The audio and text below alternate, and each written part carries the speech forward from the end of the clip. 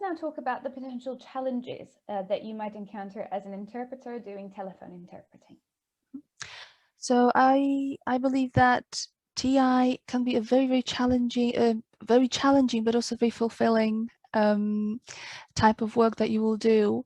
It's fulfilling because you get that notion of helping someone there on the spot and solving their issue, and things getting better and moving forward.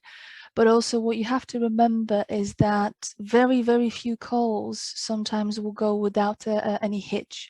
For example, you might come across someone who's talking very quickly, reading from a script that you don't have access to. Someone might be talking very quietly. There might be a poor line, issues with connectivity. And this is something that you always have to bear in mind, and you should always be prepared for what to do when things go wrong. And one of the good strategies, and things to keep in mind is that you always have the right, and you have a duty really, to ask for a repetition or clarification or rephrasing a question or an answer, because in TI and in interpretation in general, really, there is no place for guesswork, and there is no place for trying to work out yourself what something means if you're not sure. And more often than not, people will be very happy to, clarify something.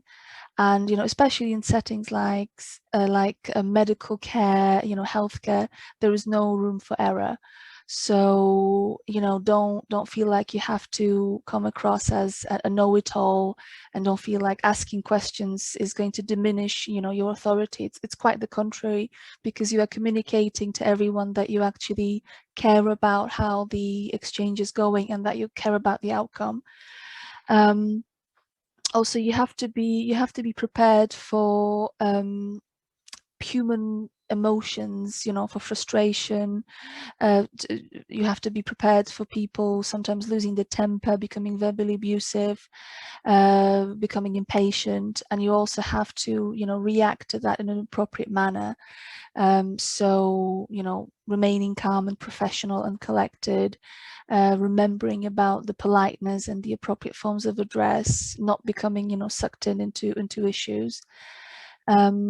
Also, to an extent, we as experts, because at one point, in your career, in your practice, you will gain that level of expertise.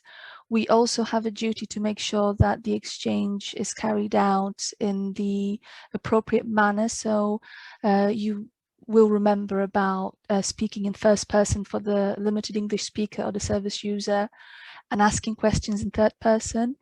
And also, it's absolutely fine to remind the professional, the service provider, that they should address the person directly, instead of can you ask her, him, can you tell? And it's extremely important if you've got two people involved. For example, if someone brought their friend or family member, and the service provider tries to navigate, who says who is she, and it's just really, counterproductive. So I always remind the professionals in, very polite way, and explain why it's important for them to address, the service user in first person, and speak to them as if they could speak English.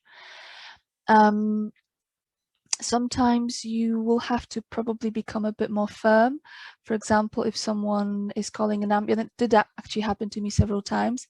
If someone's phoning an ambulance and they become extremely distressed, and they don't listen to the information, they don't listen to the questions, sometimes it's necessary to just, introduce that slight firmness to your voice. And, when the dispatcher asks them to come down and listen, again, to convey that authority, but also, being mindful that you have to treat, the limited English speaker with respect and compassion.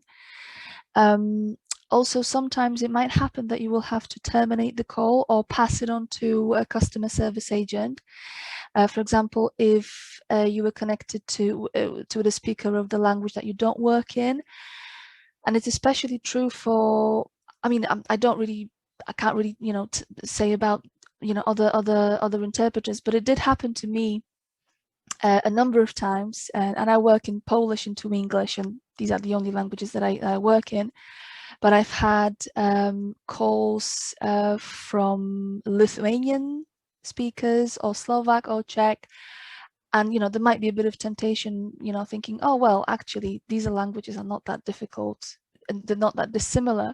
But I always say, you know, quite firmly that I cannot service those calls and I will put them through to another linguist who does speak the language. And also it can be quite testing for your own, you know, knowledge and your own common sense. Because sometimes you might come across a speaker of Polish for whom Polish is a second language. So, for example, I had and it really stuck in my memory because it was just so unusual.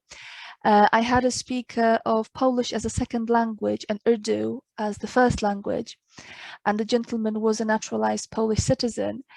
And he started talking, and I immediately detected that, you know, his speech was a bit odd, and I just couldn't understand it entirely. So I asked what his native language was. And he said Urdu. So I said, oh, apologies for this. You know, obviously I'm going to put you through to an Urdu speaker. And it's just, you know, it's just those decisions that you might have to make. And it might be difficult sometimes because, you know, a person might have been waiting for an interpreter for a very long time and they really want to, you know, be able to communicate, and they might say, oh, no, I speak some Polish, I speak enough Polish to carry out the assessment. But my advice would be to always say no and to always pass it on to someone who actually speaks the language, because in my professional opinion, it's just far too risky to operate in a language that you've not been trained to and certified in. Another thing that might happen is if someone, it happens extremely rare, but I have come across customer clients who would become extremely verbally abusive towards myself. It happened a couple of times at a police station during the so-called booking process, when someone is being brought to the police station and they've had their details taken, and, you know, being the arrest is being authorized. All of those processes are done through TI, so you will come across a lot of that. And they tried to calm him down, and he just consistently went on to be very, very abusive and just wouldn't listen. So I took a very difficult decision to just terminate the call, because we were just, you know, we were just getting nowhere. But it happened maybe twice, maybe once in my whole career, which is nearly 10 years. So that is something that you will have to be prepared for, and, you know, have that mental buffer in your mind that there might be a challenge, and that you know what to do if it happens. And just one more piece of advice in, you know, in this regarding this. It's absolutely a non-negotiable thing for me to never ever raise your voice at any of the participants. You know, even if you are absolutely, you know, steaming, even if you are absolutely frustrated, it is absolutely forbidden to ever, you know, show your anger or frustration outwardly, because it's extremely, you know, unprofessional and counterproductive as well. So just, you know, bear that in mind. And also remember that sometimes it's just impossible to carry on, and, you know, that you know how to approach that and how to negotiate that if it happens.